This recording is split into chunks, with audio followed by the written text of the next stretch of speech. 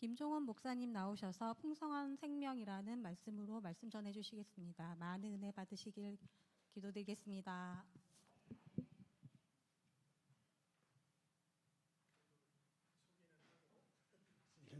주시도록 하겠습니다. 우리 김종원 목사님은 우리 새소망교회, 예전에는 장현소망교회였는데요. 이름을 바꾸셨습니다. 하지만 한 교회를 개척하셔서 지금까지 신실하게 섬기시고 계시고, 또 지금은 우리 노회의 노회장으로 또 우리 노회를 섬기시고 계십니다. 굳이 소개하지 않아도 그 다음은 여러분들 우리 또 지난 부흥의 시간에 또 만나 뵈었으니까요. 우리 김종원 목사님 나오셔서 말씀 전해 주시겠습니다.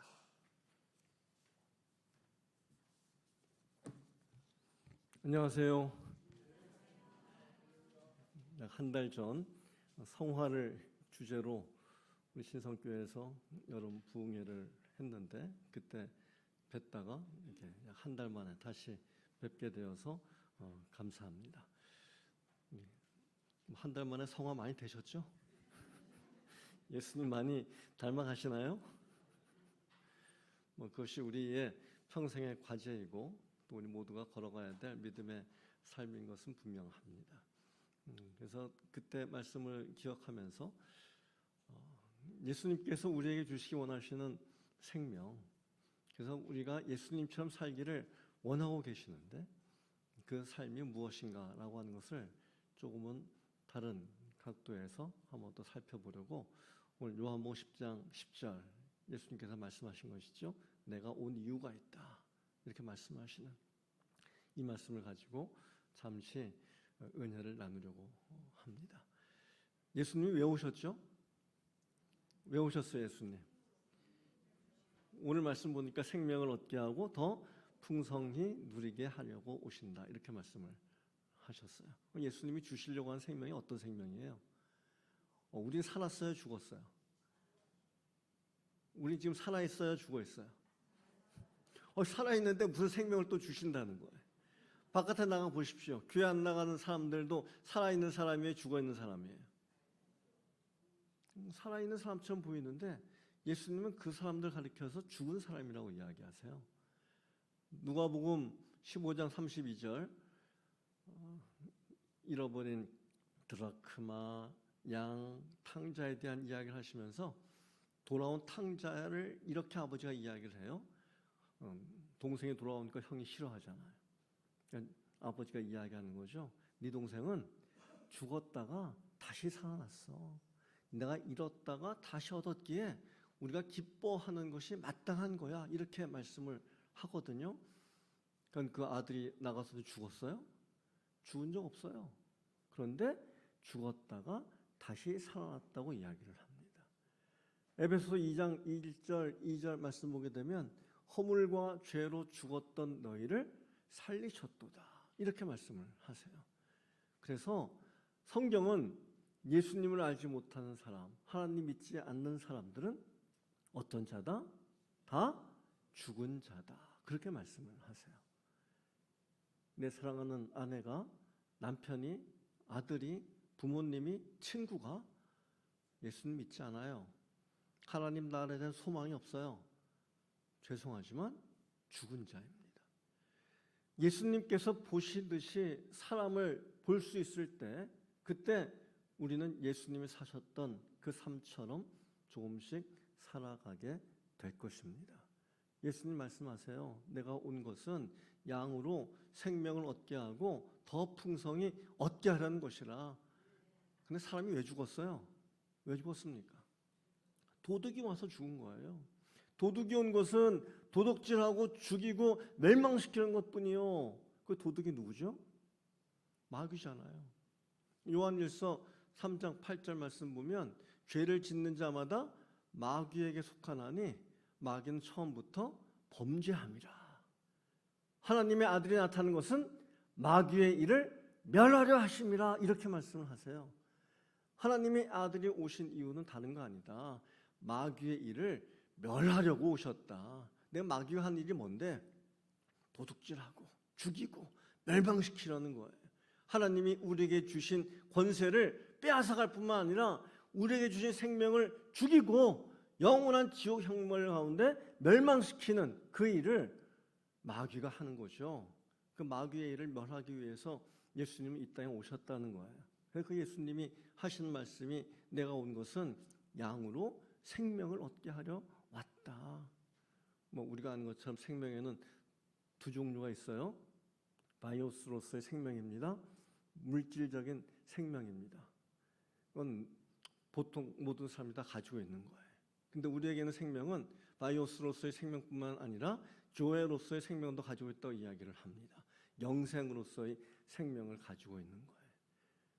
예수님께서는 우리에게 바이오스로서의 생명뿐만이 아니라 조에로서의 생명도 주시기를 원하시는 거예요. 그 생명이 있으면 하나님께 반응할 줄 알아요. 살아있는 것과 죽어있는 것의 구별, 뭐로 할 수 있겠어요? 주변 환경에 대해서 반응하는 걸 보면 그게 살아있는지 죽었는지 알 수 있잖아요. 햇볕이 쨍쨍 내리쬐입니다. 죽어있는 돌덩어리는 그 햇빛 피해서 도망가요? 안 도망가요. 죽어있으니까 반응하지 않아요. 해가 내리쬐든 비가 내리든 반응하지 않아요. 살아있으면 반응을 하는 거예요. 하나님이 계십니다. 아멘. 진짜 하나님 계세요? 그리고 하나님이 계시면 하나님께 반응하는 게 맞아요? 반응하지 않아도 괜찮아요? 반응해야죠. 하나님께 반응할 줄 알아야 돼요. 기뻐함으로 반응을 하든지 회개함으로 반응을 하든지 하나님이 말씀하시면 그 말씀에 대해서 뭔가 반응이 있어야 돼요. 근데 소 닭 보듯이 하나님이 계시는데 말씀하시는데 반응하지 않아요. 죽은 자예요. 예수님께서는 그렇게 하나님을 알지 못하고 하나님께 반응하지 못하는 그런 사람들을 살리기 위해서 오셨다. 그렇게 말씀을 합니다. 그래서 우리가 예수님을 만나서 살아있는 자가 되었다고 하면 우리는 하나님의 말씀에 반응하는 자가 되었다는 것입니다. 옆에 있는 분한테 축복하십시다. 당신은 살아있는 자입니다. 말씀에 반응하는 거 보니 또 말씀하세요. 한번 축복하십시다. 말씀에 반응하는 걸 보니 살아있음에 틀림없습니다. 맞죠? 우리 사랑하는 신성교회 모든 성도님들이 매 주일마다 선포되어지는 하나님의 말씀에 또 우리의 삶 가운데 귀에 들려오고 눈에 보여지는 하나님 말씀 앞에 믿음으로 반응하여서 예수님이 이 땅에 오신 이유와 목적, 생명을 주기 오셨다 그러는데 예수님이 주신 생명이 내 안에 있는 게 틀림이 없어. 그렇게 스스로 확인하고 이웃들에게서부터 확인을 받는 그러니까 우리 성도님들 되시기를 예수님 이름으로 축원합니다. 그렇게 하나님께 반응하는 사람으로 만들기 위해서 예수님은 오셨을 뿐만 아니라 그 생명이 어떻게 하기를 원하신다고요? 풍성하여지기를 원하신다고 말씀을 하십니다. 내가 온 것은 양으로 생명을 얻게 하는 것 그것뿐만이 아니고 풍성히 얻게 하려는 것이라. 살아있어도 살아있는 모습들은 다 다릅니다. 저기 이제 40개월 된 손녀가 있는데 그냥 노는 거 보면 참 귀여워요. 이뻐요. 그 아이의 기쁨이 있지만 그 아이를 보는 엄마, 아빠, 할머니, 할아버지의 기쁨도 있죠. 그 아이가 할 수 있는 것이 있지만 엄마, 아빠, 할아버지, 할머니가 할 수 있는 것이 있어요. 생명은 생명인데 어떤 생명은 어린 생명이고 어떤 생명은 어른 생명이어서 어른 생명이 할 수 있는 거, 그 어린 생명은 아직 하지 못하는 거예요. 예수님은 우리 모두가 어른의 생명으로 자라나기를 원하신다는 거예요. 하나님께 반응할 줄은 알고 하나님 말씀을 들을 귀는 있는데 거기서부터 벗어나서 그 말씀으로 살아가는 예수님처럼 사는 그 삶을 주고 싶으셨다. 그렇게 말씀을 하고 계시는 거예요. 우리 사랑하는 신성교회 모든 성도님들이 생명을 받으셨을 뿐만 아니라 그 생명이 자라나셔서 풍성한 생명, 예수님 주시고자 하는 생명, 예수님과 같은 생명, 그 생명을 누릴 수 있기를 바라요. 그러면 내가 좋고 우리 이웃이 좋고 우리 하나님이 행복하신 것이죠. 풍성한 생명은 예수님의 생명입니다. 예수님처럼 사셨던 그 삶을 사는 그 생명이 풍성한 생명이 되는 것입니다. 기왕에 사는 거, 예수님 믿는 사람으로 사는 거, 그렇게 예수님처럼 살고 싶으시잖아요. 여러 가지가 있습니다만 풍성한 생명이 무엇인가를 세 가지만 오늘 살펴보려고 합니다. 첫 번째는요, 예수님처럼 사는 풍성한 생명이라고 하는 것은 내가 사는 삶의 상황과 환경에 지배당하지 아니하고 그것을 다스리는 삶입니다. 간단히 줄이면 다스리는 생명, 다스리는 삶, 그 삶이 풍성한 생명이에요. 우리 신성교회 모든 성도님들이 그렇게 나의 삶의 상황과 환경에 얽매이고 눌리고 지배당하며 사는 삶이 아니라 환경과 상황을 지배하고 다스리는 그런 생명을 누리시기를 바랍니다. 예수님이 행하신 일을 몇 가지로 정리를 할 수 있어요. 말씀도 전하셨지만 여러 가지 행함을 하셨죠. 크게 네 가지를 살펴볼 수 있어요. 첫 번째는 병든 자를 고치셨죠. 두 번째는 죽은 자를 살리셨어요. 세 번째는 귀신을 쫓아내셨어요. 네 번째는 자연 만물을 다스리셨죠. 바다까지도 잠잠만 하실 때는 잠잠해졌잖아요.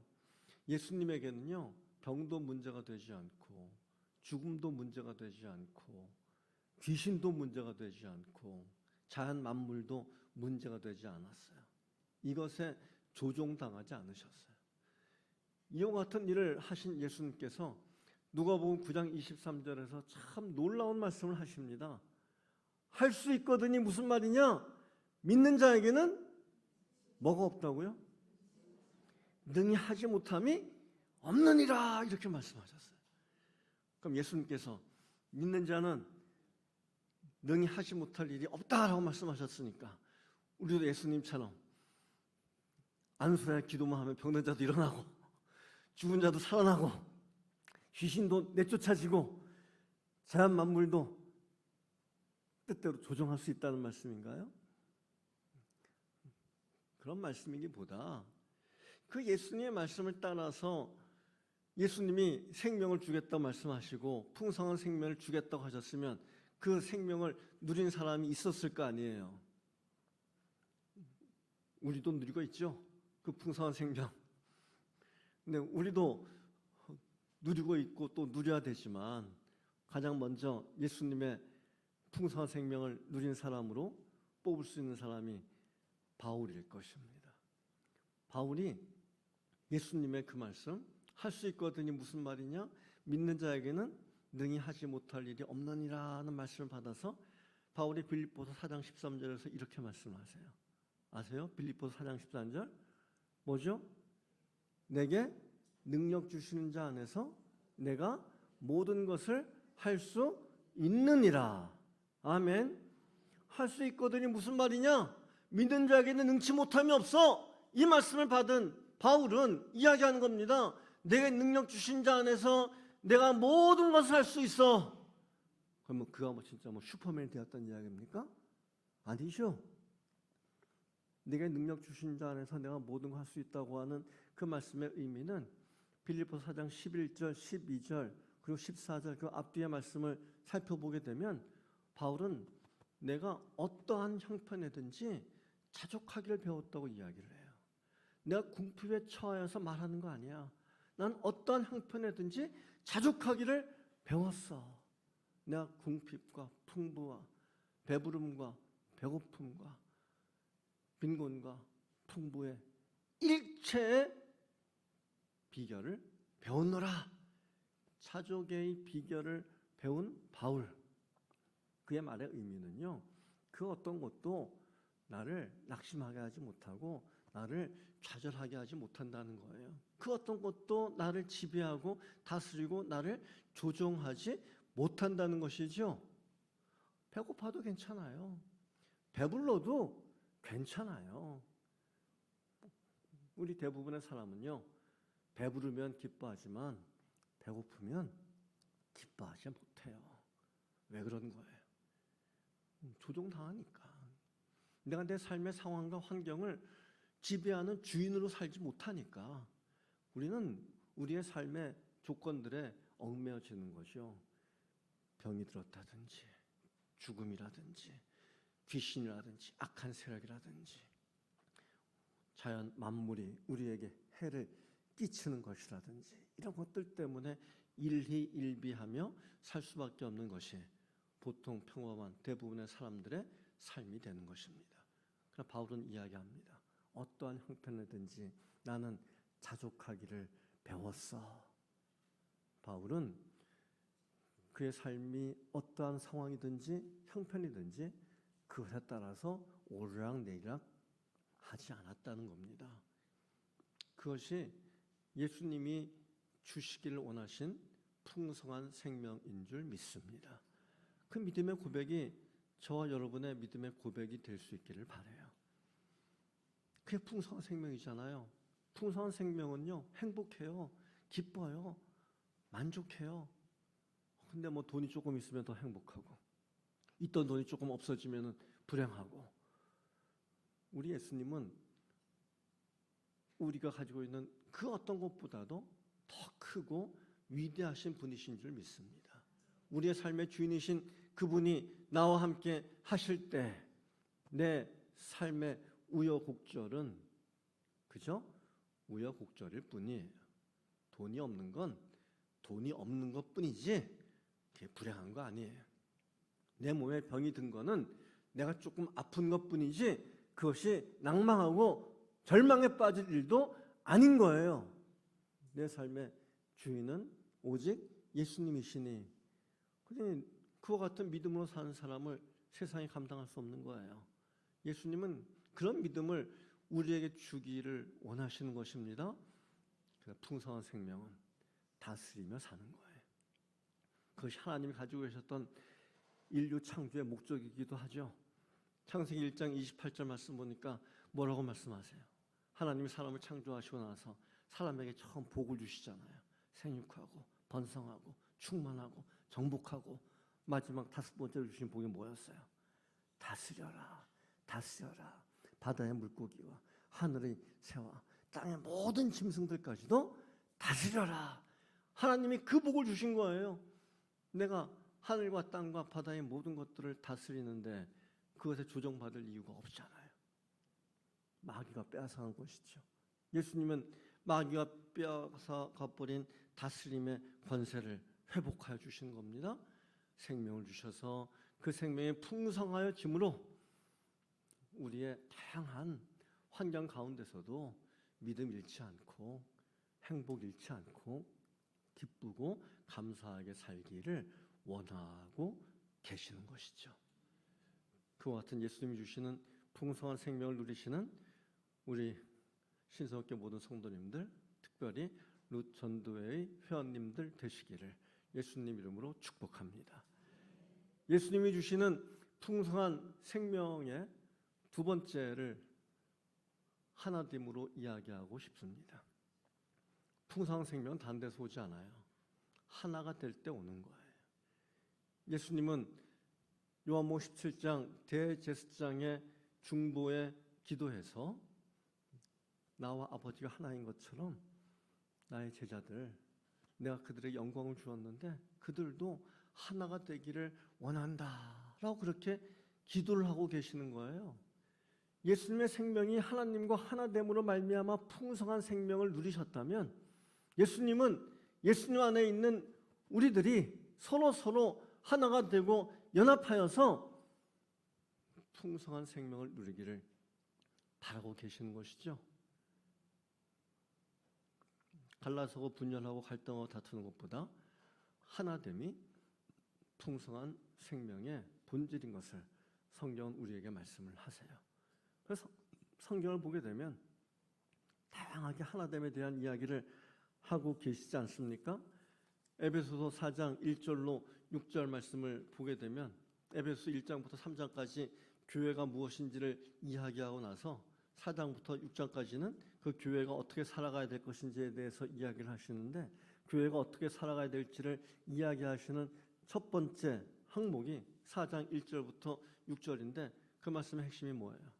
성령 안에서 하나 되게 하신 것을 힘써 지키라, 그렇게 말씀을 하시는 것입니다. 성령 안에서 하나 되게 하신 것을 힘써 지키는 삶. 몸도 하나요, 성령도 하나요, 주도 하나요, 믿음도 하나요, 세례도 하나요, 하나님도 한 분이시니 성령이 하나 되게 하신 것을 너희는 힘써 지켜라, 그렇게 말씀을 하세요. 고린도전서 1장 10절에서는 고린도 교회를 향해서 같은 권면을 하십니다. 같은 말, 같은 뜻, 같은 마음을 품을 것에 대한 말씀을 해주고 계십니다. 하나됨이 분열 없이 연합하는 그 삶이 예수님이 누리신 생명이었고 우리가 마땅히 누려야만 될 풍성한 생명입니다. 그 풍성한 생명이 우리 사랑하는 신성교회에 충만하시기를 예수님 이름으로 축원합니다. 하나 될수록 우리의 삶 가운데 예수님의 말씀이 이루어지고 있다라고 보셔서 틀리지 않아요. 물론 하나 되지 못할 그런 이유도 있기는 할 것입니다. 죄의 문제에서는 결코 하나 되어서는 안 돼요. 그러니까 죄가 아니라면 예수 그리스도 안에서 하나 되는 건 그것이 예수님이 우리에게 주시기로 하시는 풍성한 생명이다.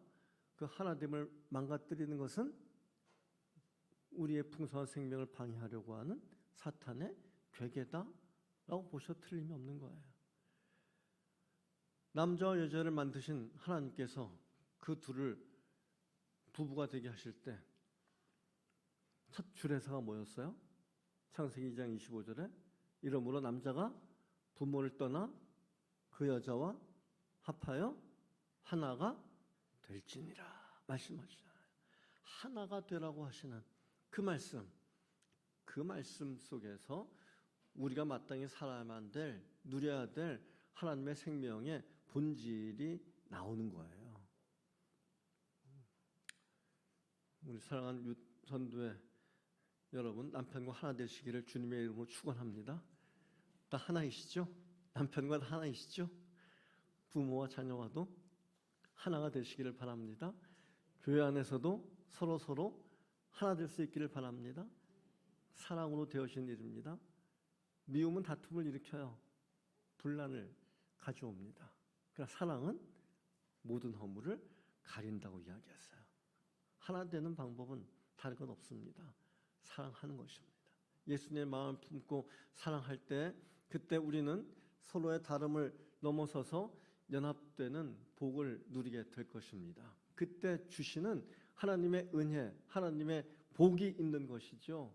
그것이 풍성할 수 있는 우리 룻 전도회가 되시고 신성교회가 되시기를 예수님 이름으로 축복합니다. 하나됨의 세 번째 모습이 있다고 하면 그건 감사함이 될 것입니다. 감사가 넘치는 우리 모두가 될 수 있으면 좋겠어요. 성경에 예수님께서 감사하셨다라고 하는 그 표현이 몇 번 나와요. 몇 번이나 나올까요? 성경에 예수님이 감사하셨다는 거 몇 번 나올까요? 신약성경 한번 찾아봤더니 예수님이 감사하신 내용이 5번 나와요. 첫 번째는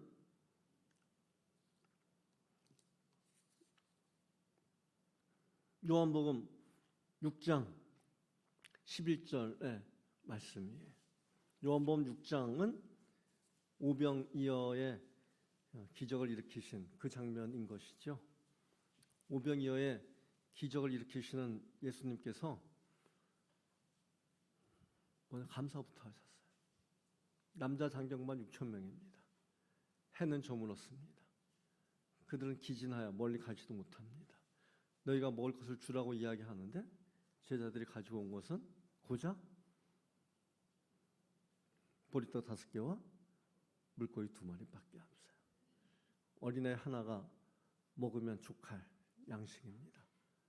그런데 예수님께서는 그 오병이어를 들고 뭐 하셨다고요? 축사하셨대요. 감사 기도하셨대요.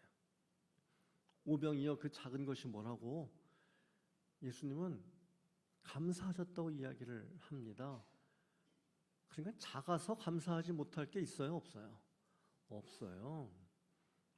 작아서 오히려 감사할 수 있는 사람, 그 사람이 예수님을 닮은 사람이 될 것입니다.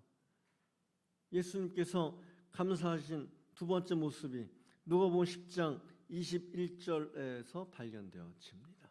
누가복음 10장은 예수님이 70인 전도대를 파송하신 그 이야기 끝입니다. 그때 나가서 전도하고 돌아온 제자들이 예수님께서 이렇게 보내신 대로 이러이러한 일을 했습니다라고 할 때 예수님이 하신 말씀이 뭡니까? 이것을 지혜롭고 슬기 있는 자들에게는 숨기시고 어린 아이들에게는 나타내심을 뭐 하신다고요? 감사하나이다. 이렇게 말씀을 하고 계시는 거예요. 지혜롭고 슬기 있는 자, 당대의 실력자들, 좀 유력한 사람들, 힘이 있어서 좀 가까이 하면 도움이 되겠다 싶은 사람들, 그런 사람들은 복음을 전해도 안 받아들였어요. 근데 복음을 전하여 받아들인 사람들이 어떤 사람들이라는 겁니까? 어린아이들이라는 거예요. 별 볼 없는 자들, 내가 도와줘야 되는 자들, 나에게 도움이 되기는커녕 오히려 나를 귀찮게 할 수 있는 자들. 근데 그들이 주의 말씀을 받아들이고 주님 앞으로 돌아왔다는 거예요. 예수님은 큰 사람, 대단한 사람들, 그들로 인해서 감사하시지 않은 거예요. 뭐 때문에 감사하셨다고요? 지극히 작은 자 하나, 나에게 도움이 되기보다는 오히려 나에게 걸리적거릴 수 있는 그런 대상. 근데 예수님은 그것까지도 뭐 하셨다고요? 감사하셨다고요. 그게 풍성한 생명이라고 말씀하시는 겁니다. 크고 대단해서 감사하는 게 아니에요. 그냥 그가 있음으로 인하여서도 감사할 줄 아는 거, 그게 예수님의 마음이었어요. 작아도 괜찮아요. 문제를 일으켜도 괜찮아요. 오히려 나를 손해보게 하도 괜찮아요. 그를 향해서까지도 예수님은 감사의 마음을 품으셨다고 성경은 우리에게 증거하고 있는 것이죠. 예수님께서 감사하신 또 다른 모습이 요한복음 11장 41절에 나와요. 요한복음 11장은요, 나사로가 부활하는 그 장면을 기록한 말씀입니다. 근데 나사로가 아직 부활하기 전이에요. 예수님께서 돌을 옮겨라 그랬더니 사람들이 돌을 옮겼어요. 돌을 옮겼더니 냄새가 났을까요? 안 났을까요? 시체 썩은 내가 진동을 하였을 것입니다. 그러나 그 시체 썩은 내를 맡으시면서 예수님께서 하신 것이 무엇인가? 하나님께 감사하셨다. 내 말 들으신 것을 감사합니다. 이루어진 것이 아니에요. 솔직히 말하면 이루어질지 안 이루어질지도 몰라요. 우리는 알지만, 와, 예수님이 죽은 나사로를 살리셨어. 이미 나흘이나 지나갔지만 예수님 그를 살리셨어. 우리는 나사로가 부활할 걸 알아요. 근데 아직은 아니에요. 근데 예수님은 일어나지도 않은 그 일로 인하여서 하나님께 감사하셨다. 그냥 우리는 꼭 눈에 보아야, 어떤 일이 성취된 다음에야 감사할 수 있는 게 아니에요. 많은 경우는 그렇습니다. 뭐가 결과가 보여야지. 그거 보면서 하나님이 도우셨다는 것을 알고 그제서야 감사할 수 있다고 생각을 해요. 그건 누구나 다 하는 거예요. 믿음이 없는 사람도 하는 거예요. 그러니까 믿음 있는 사람은 어떤 감사를 드리는 겁니까? 아직 되어지지 않아도, 솔직히 말해서 될지 안 될지 몰라도 하나님이 계시고 그분이 나의 말을 듣고 나는 하나님과 함께 동행한다고 하는 믿음이 있다고 하면 그 사람은 아직 일어나지도 않은 어떤 일, 그걸 가지고서도 하나님 앞에 감사할 수 있는 실력을 가지게 되는 거죠. 감사는 어떤 이유나 조건 때문에 되어지는 것이 아닙니다. 내게 있는 믿음으로 말미암아 되어지는 일인 거예요. 그러니까 감사를 보면 그 사람의 믿음을 볼 수 있어요. 감사가 많은 사람이 믿음이 좋은 사람입니다. 바울이 이와 같은 말씀을 받아서 범사에 감사하라, 이것이 그리스도 예수 안에서 너희를 향하신 하나님의 뜻이니라 이야기한 것처럼 범사에 감사할 수 있는 사람, 그 사람이 예수님처럼 풍성한 생명을 가진 사람인 줄 믿습니다. 내 감사를 살펴보세요. 난 지금 뭐 때문에 감사하고 있는 것을 보세요. 예수님은 아주 작은 것을 가지고도 감사했고요. 아주 별 볼 일 없는 사람들로 인해서도 감사했고요. 아직 일이 일어나지도 않았지만 예수님은 먼저 감사부터 하신 그분이신 것을 성경은 이야기해요. 예수님이 감사하신 또 다른 내용은 예수님이 십자가 못 박히시기 전 최후의 만찬 자리에서 예수님은 감사를 하셨습니다. 마태복음 26장 26절, 27절 말씀을 보면은 예수님이 떡을 가지셔서 축복하셨대요.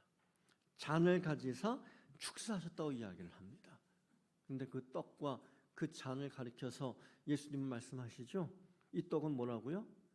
너희를 위하여 찢기는 내 살이고, 이 잔은 뭐라고요? 너희를 위하여 흘리는 바 내 피다라고 이야기를 하시잖아요.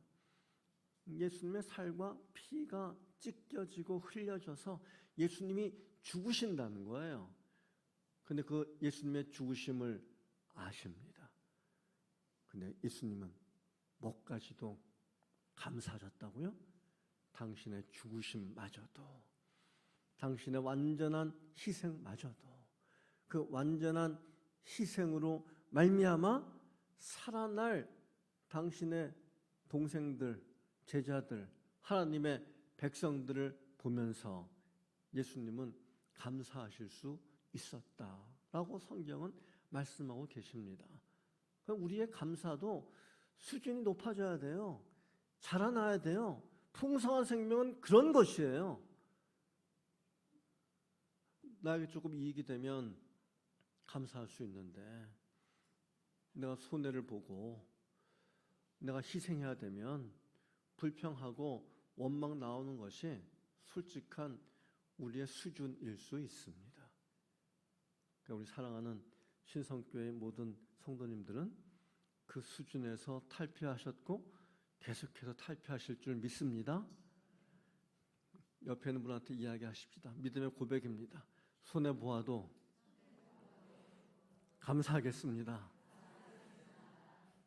반문하셔야죠. 진짜요? 진짜 그러실 수 있어요?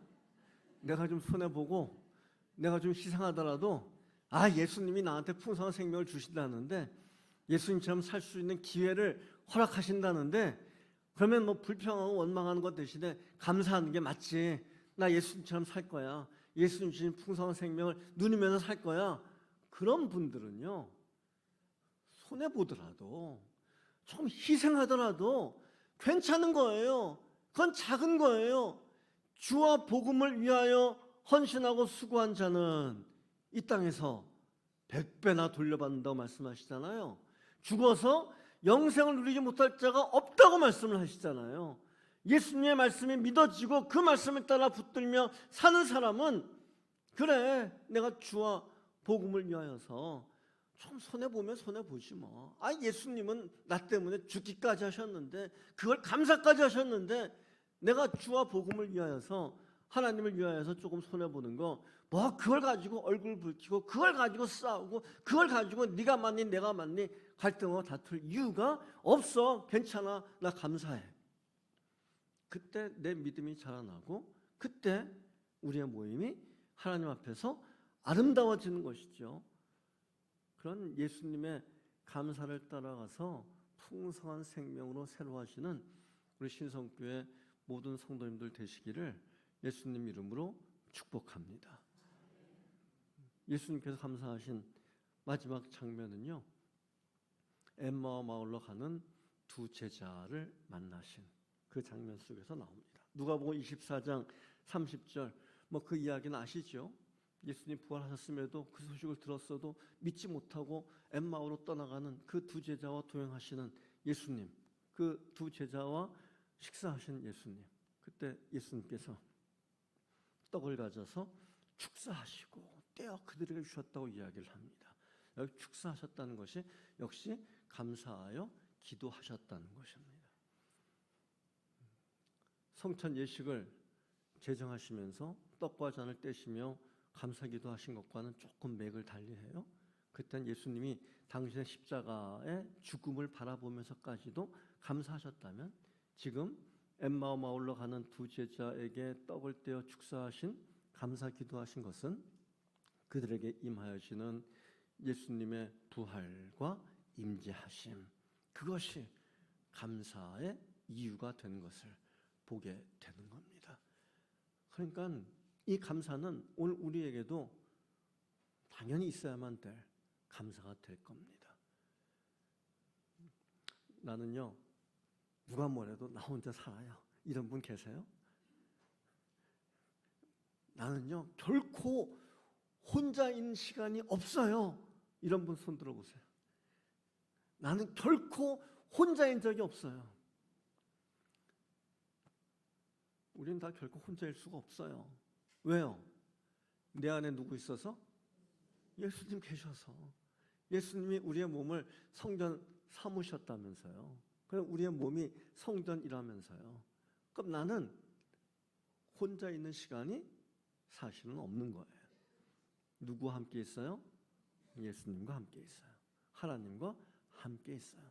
예수님과 하나님과 함께 있다고 하는 그 믿음 자체가 우리의 삶 가운데는 뭐가 된다? 감사가 된다. 떡을 떼어주시면서 예수님의 부활을 증거하고 예수님 함께 하심으로 인하여서 축복기도 하셨던 예수님의 그 믿음이 우리에게 있다면, 우리는 나 홀로 있을 때도, 아무런 일이 일어나지 않을 때도 하나님 앞에 감사하며 나아갈 수 있는 것입니다. 예수님의 그 감사를 배웠기에 바울은 이야기하는 거예요. 범사에 감사하라. 이것이 그리스도 예수 안에서 너희를 향하신 하나님의 뜻이니라. 예수님은 우리가 하나님께 반응하는 자로 삼으셨습니다. 하나님 따로 나 따로가 아니에요. 하나님이 계시면, 말씀하시면 그 말씀에 따라서 반응할 줄 아는 사람 되었습니다. 그것이 날마다 자라날 수 있기를 바랍니다. 어린아이 생명도 생명이지만, 우리 아기가 하나 있네요. 아기는 지금 예배 시간이 얼마나 좋은지도 모르고 자고 있어요. 그래서 생명이에요. 근데 어른들도 계시네요. 예배 시간이 좋아서 하나님께 소리 높여 찬양하고 하나님 말씀을 들으려고 해요. 같은 생명이어도 잠자는 생명도 있지만 깨어있는 생명도 있는 거예요. 기왕에 우리의 생명이 하나님의 은혜로 주어진 것이라면 예수님께서 우리에게 주시는 풍성한 생명으로 자라날 수 있기를 바랍니다. 기왕에 사는 건데 예수님처럼 살 수 있으면 좋잖아요. 상황 따라서 환경에 얽매여서 그냥 이리저리 휩쓸리며 조종당한 사람이 아니라 예수님처럼 다스릴 줄 아는 그런 삶, 예수님처럼 그런 삶을 살 수 있는 것이 얼마나 아름답겠습니까? 서로 다르니까 갈등하고 분열할 일이 많지만 성부, 성자, 성령 한 하나님께서 우리 안에 계시니 그분으로 말미암아 연합되어져서 하나 된 기쁨을 누리는 거, 그것처럼 행복한 일이 어디에 있겠어요? 무엇보다도 우리 예수님처럼 감사함이 있는 삶이라면 가진 거 없어도, 능력이 약해도 하나님으로 말미암아 감사할 수 있다면 그 삶이 행복한 삶 아니겠습니까? 이와 같은 삶을 살 수 있기 위해서 예수님께서 우리에게 주신 두 가지 명령이 있어요. 누가 이런 풍성한 생명을 살 수 있는가?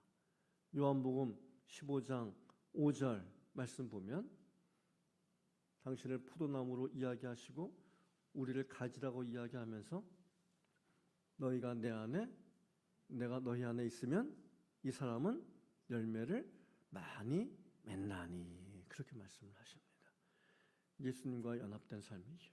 예수님의 말씀이 우리 안에 있는 삶이에요. 예수님의 말씀을 따라서 생각하고 행동하고 그 삶이 있을 때 우리의 삶 가운데 열매가 풍성하대요. 풍성한 생명이 된대요. 예수님과의 연합을 더욱 힘쓸 수 있는 우리 신성교회 성도님들, 루천도의 회원들 되시기를 바랍니다. 한 군데 더 살펴볼 수 있는 말씀이 있다면 누가복음 6장 38절 말씀입니다. 주라 그리하면 너희에게 주실 것이요 후히 누르고 흔들어 되어 넘치도록 하여 너희에게 안겨주리라 말씀하시잖아요. 주는 삶이에요. 섬기는 삶이에요. 나로 말미암아 다른 사람이 이득을 보는 삶을 살라고 말씀을 하세요. 그러면 우리의 생명이 주님의 은혜로 풍성해진다고 말씀하고 계시는 것이죠. 하나님의 말씀을 따라 사는 믿음의 결단과 헌신이 있는 우리 루천도의 회원들 되시고 신성교회 성도님들 되시기를 바랍니다. 이 세상에서 진정 예수님이 주시는 생명, 그 풍성한 생명으로 우리 하나님을 기쁘시게 하고 많은 사람을 유익하게 하는 저와 여러분 우리 모두가 되시기를 예수님 이름으로 축복합니다. 기도하십시다. 하나님 감사합니다. 오늘 사랑하는 신성교회 루천도의 헌신 예배로 함께하게 하시니 고맙습니다. 예수님 오셔서 우리에게 생명을 주시고 그 생명이 풍성하도록 예수님의 생명이 무엇인지 살펴보게 하시니 감사합니다. 날마다 그렇게 자라나는 우리 하나님께 반응하여 변화하며 성장하는 그래서 우리의 머리 대신 예수님에게까지 자라나는 예수님의 몸으로 온전할 수 있도록 인도하여 주옵소서. 그런 우리 루천도에 되게 하시고 사랑하는 신성교회 모든 성도님들 되게 하여 주옵소서. 예수님 이름으로 기도하옵나이다. 아멘.